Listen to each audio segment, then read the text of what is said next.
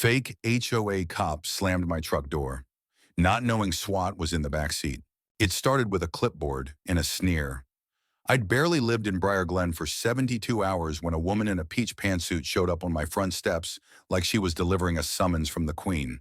Her name tag said, Karen M., Community Coordinator, which was funny because I was pretty damn sure Briar Glen didn't have an HOA, not officially. Anyway, sir, she said, without even asking my name, we have concerns. About what? She glanced over my shoulder toward the street, where my red F-150 sat parked across my driveway. Your vehicle, it's a non-standard color. Bright red is considered disruptive in our community aesthetic. I blinked. It's a truck. And that, she sniffed, is not a community-friendly response. I should have laughed. I really should have.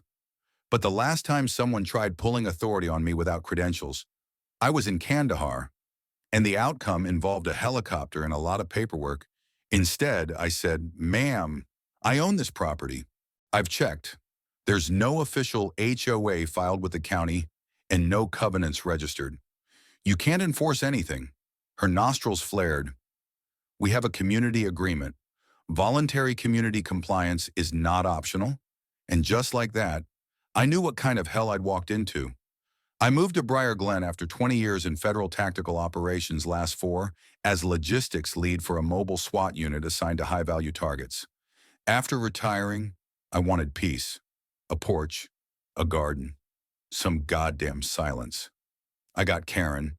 Within the first week, I had 3 notices taped to my garage, one for improper lawn edging, one for aggressive vehicle size, and one because I installed military-grade window tinting, which, for the record, was just factory glass with some shade.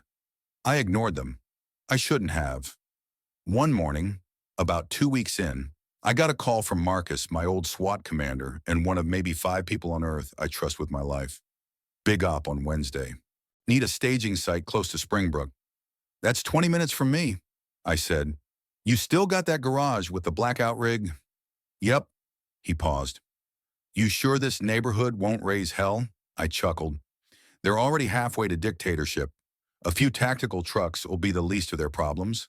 And so, for one day, my garage hosted a SWAT van, 2 unmarked interceptors, and a team of 4 waiting on green light to move on a hostage site. I kept the garage door closed, no noise, no weapons visible. The team stayed out of sight, even used burner plates on the trucks. But it didn't matter. At 4:07 p.m., I walked out to grab coffee from my truck and found a man standing by my driver's side door. Tall, in a tight navy windbreaker with a knockoff badge sewn into the chest, HOA compliance officer. He wasn't city, wasn't state, and definitely wasn't law, but he sure thought he was. You can't park this here, he barked. It's my driveway. Doesn't matter. Your garage is currently hosting illegal activity, and I have reason to believe you're violating housing codes. You got a warrant, I asked, calmly. You got an attitude problem, he said, then slammed my truck door with both hands. That's when the back window rolled down, and the man got very, very still. 4 SWAT officers sat inside fully geared, visors up, looking right at him. The lead, a woman named Harris, leaned out, voice like ice. Sir, I strongly advise you step back from this vehicle. He turned white. Sweat bloomed on his forehead. But it was too late, because I'd already hit record on my phone. The video went viral within hours. Fake HOA cop slams truck door, doesn't see SWAT inside. 4.3 million views in a day. Karen tried to spin it. She released a statement calling it a community misunderstanding and claimed the man was a hired safety consultant. But internet sleuths dug up his real name, Darren Cole, ex-mall security turned freelance enforcement agent who'd been sued 3 times for impersonating police. Suddenly, everyone had questions. What was the HOA really doing? And why was a fake cop enforcing anything in a neighborhood with no official authority? I'd planned to stay out of it. But then they came for my neighbor. Mrs. Sanchez was 74, a widow who baked cookies for the garbage crew and waved at every dog. She got a notice saying her bird feeder violated Pest Control Ordinance 11C, and when she refused to remove it, a group of men, including Darren, showed up and ripped it out of her yard in front of her. That was it. Game on. The day they tore out Mrs. Sanchez's bird feeder was the day everything changed. She called me crying, not just out of fear, but humiliation. The so-called HOA enforcers, 4 of them this time, had shown up in matching windbreakers, carrying a printed community violation order with an official-looking seal that was nothing more than a stolen county logo. They didn't knock. They walked right into her yard, stomped through her tulips, and yanked the feeder off its hook while she begged them to stop. I got there 5 minutes too late. The men were already halfway down the block, laughing, tossing the feeder into a truck bed like it was garbage. I took photos, got a plate, and I helped Mrs. Sanchez file an official police report. But when the county deputy showed up, he gave her a soft smile and said, "Ma'am, unless they physically assaulted you, it's just a civil issue." A civil issue. That's when I knew the system had holes, and Karen was swimming through every single one. I spent the next 3 days doing what I do best: reconnaissance. I pulled public records, cross-referenced names, watched the HOA hall at night. What I found made my blood run cold. Karen had created a neighborhood enforcement auxiliary, an unregistered, unsanctioned group of private citizens she paid under the table to act as enforcers.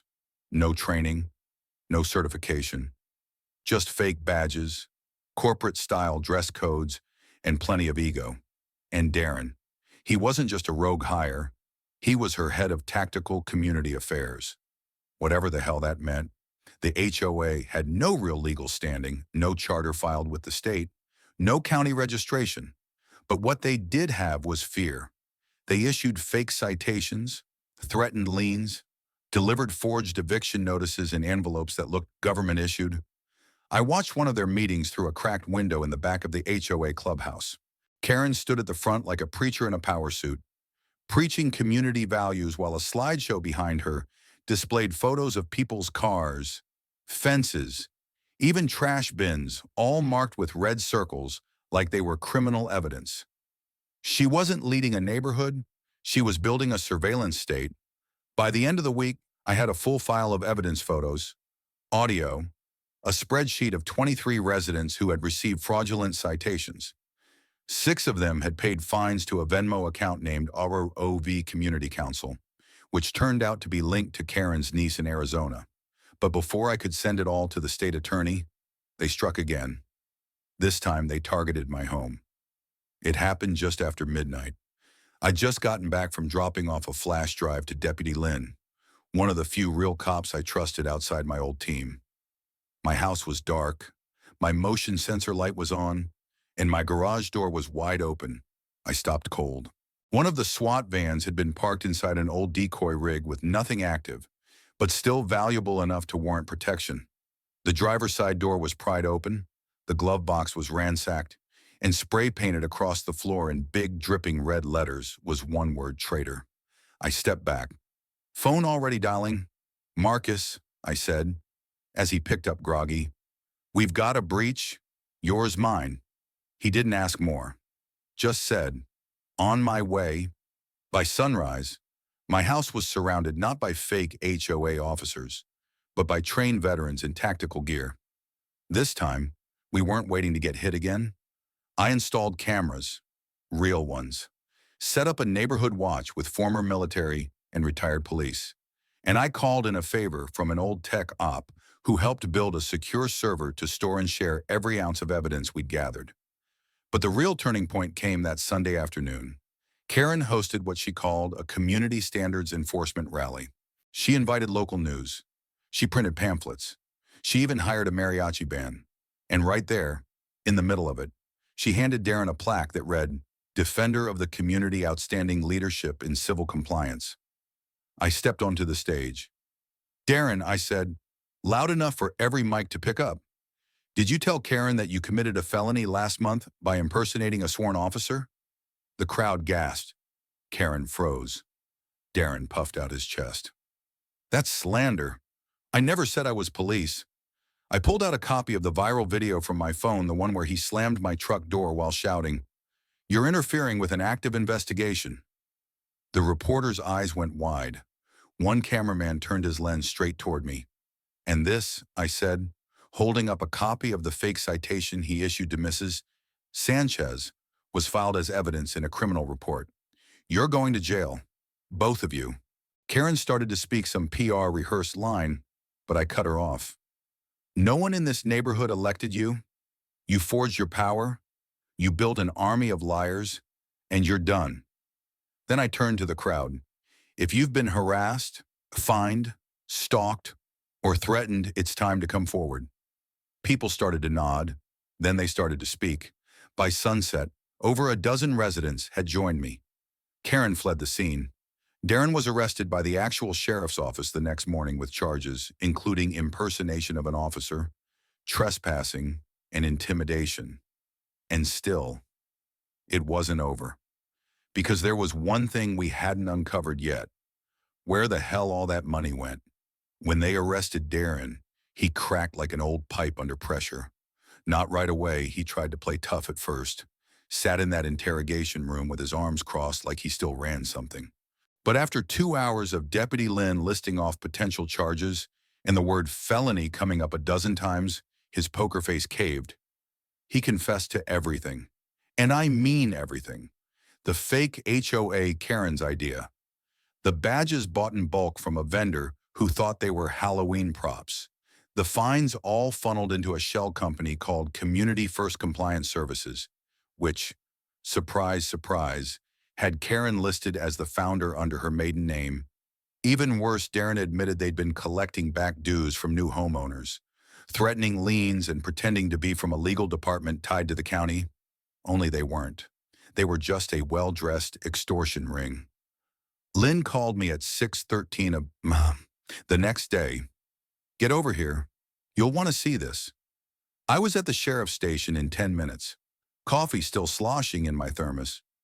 She dropped a stack of banking records on the table, full access Darren had given up in exchange for a lighter sentence.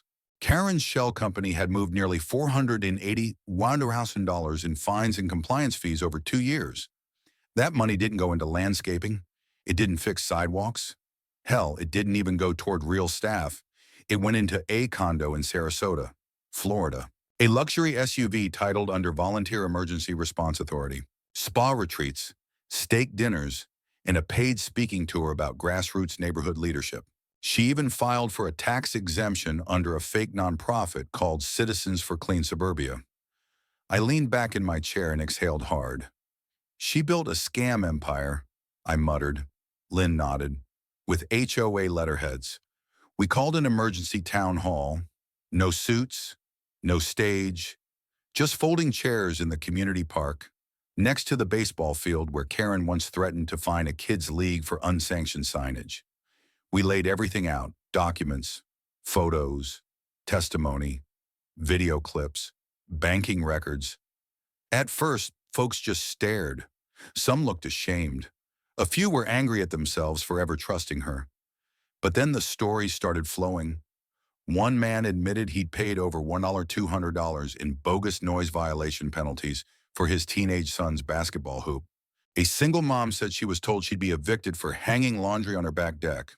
An older couple had sold their house at a loss after Karen flagged it as non-compliant and ruined their buyer inspections. Every story chipped away at the silence, and what grew in its place? Rage and resolve. We set up a civilian task group the next day. A dozen volunteers, retired teachers, veterans, nurses, a city planner, even a teenager with a laptop and a hacker streak. We called ourselves the Glen Watch. While Lynn and the sheriff's department filed formal fraud charges, we dug deeper. We followed paper trails. We interviewed past residents who'd moved after being forced out. We sent a FOIA request to the State Board of Housing for Karen's past development records. And what we found, Karen hadn't just created a fake HOA. She'd been trying to flip the entire neighborhood into a private gated development she could sell off in pieces. Through the nonprofit she created, she'd applied for zoning exceptions, presented herself as a community leader, and even approached 2 private equity firms in Denver to pitch a redevelopment plan for Briar Glen. That was the end game. Destroy what was here, scare out the owners, then sell the skeleton to the highest bidder. I brought the evidence to Marcus, my old SWAT commander. He read the entire folder in silence, then looked up with that same stare he used to give just before breaching a compound. She's not just a fake cop, he said. She's a damn con artist with ambition. We called in some favors. One of Marcus's contacts, a federal property crimes investigator, agreed to fast-track a probe into Karen's real estate dealings. Meanwhile, the Glen Watch kept spreading the word. Karen, for her part, disappeared, but her people didn't. There were still loyalists. They started tearing down our flyers, filming us from parked cars.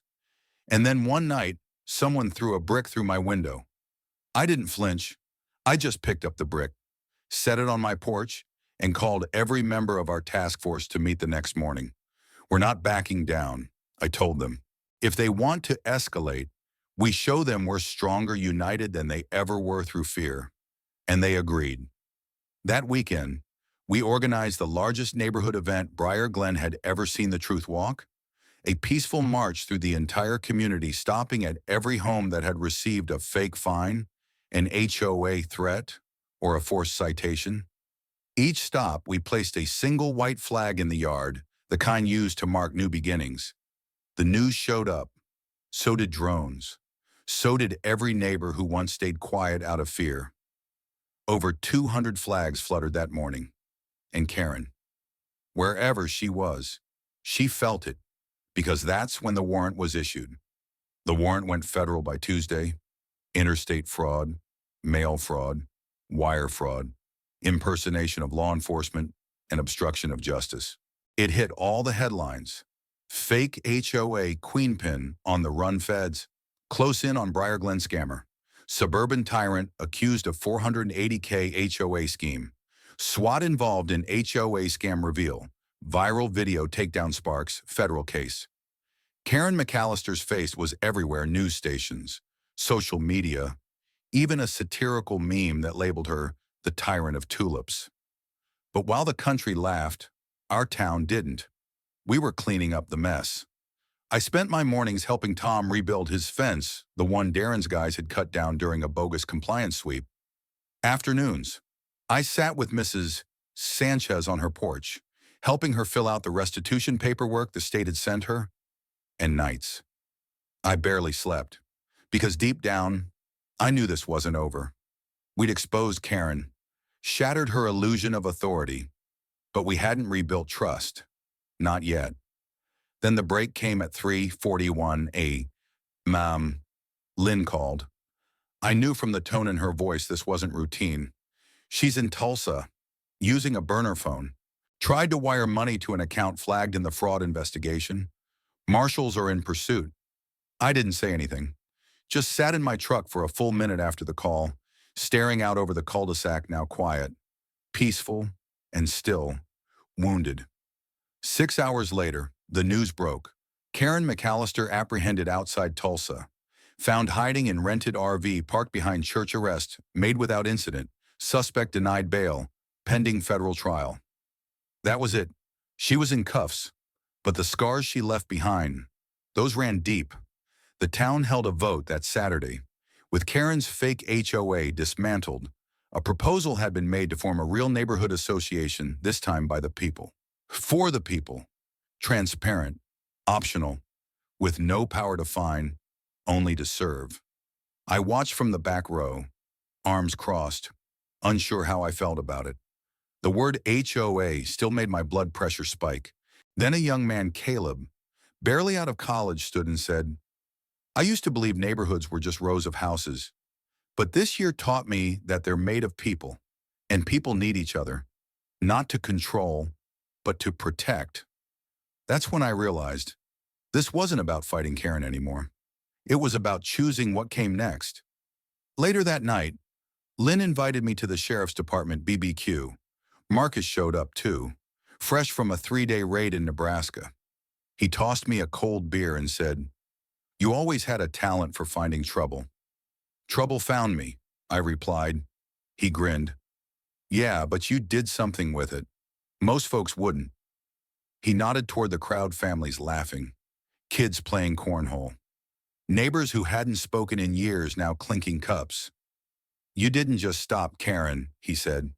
You gave them back their voice. The next day, I got a package.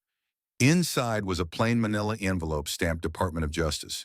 Inside that a copy of the official charge sheet, all 23 counts, every name she tried to intimidate, a full restitution order approved by federal court, and taped to the last page was a handwritten note from the lead prosecutor.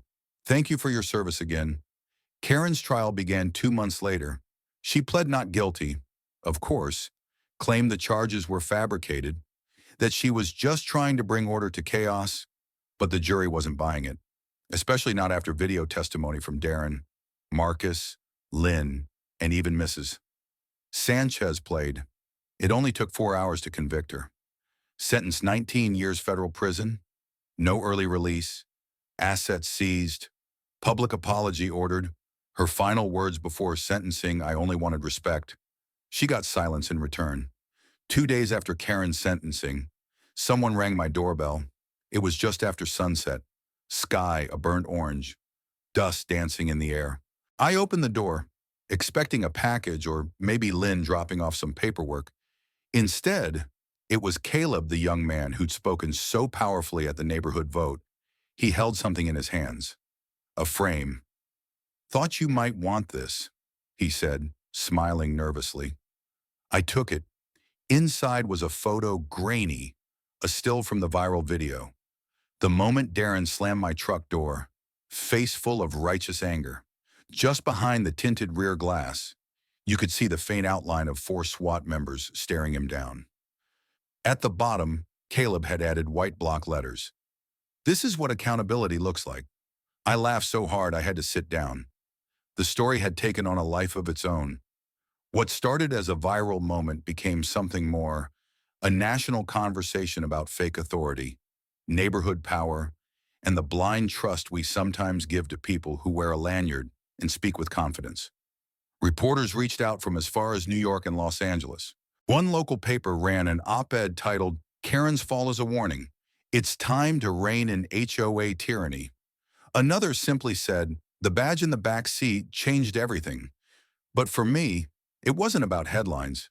It was about what I saw every morning now. Mrs. Sanchez hanging a brand new bird feeder shaped like a hummingbird. Tom waving at passing cars from behind his rebuilt fence. Kids chalking peace signs on the sidewalk where Karen once wrote, no loitering. And a community that no longer whispered its fear, but spoke with purpose. A month later, we held the first official Glen Day, a block party dedicated to community resilience. There was no HOA, just food, music, and stories shared around fire pits. Marcus and his SWAT team came out too off-duty, casual. They didn't say much about the incident, but everyone gave them a smile, a nod, a plate of ribs. At one point, Darren's name came up. Turns out, he took a plea deal and was serving 3-5 years. Word is, he'd been writing apology letters to some of the residents. Some forgave him, some didn't. That's how healing works. Uneven, complicated, but at least it had started. Late that night, I sat on my tailgate with Lynn, watching the last of the sparklers burn out. You going back to she asked. Maybe. Got an offer to consult. You'd be good at it. I'd rather stay. I said. She raised an eyebrow. Funny, she said. Man who once said he just wanted silence ends up building the loudest community this town's ever had. I grinned. Guess I forgot how good it felt to make some noise. The final chapter came unexpectedly. 3 weeks after Glen Day, I got a certified letter from the State Attorney General's office. Inside was a certificate of community recognition honoring our neighborhood's effort to expose fraud, restore civic safety, and reestablish lawful trust in suburban management. At the bottom was a line I'll never forget. To the citizens of Briar Glen, you reminded us that courage wears many uniforms. Some of them are hidden in back seats. Have you ever dealt with a fake authority figure, HOA, workplace, or otherwise? What does accountability mean to you in a community? Drop your thoughts below. Let's talk truth, trust, and the power of saying, enough.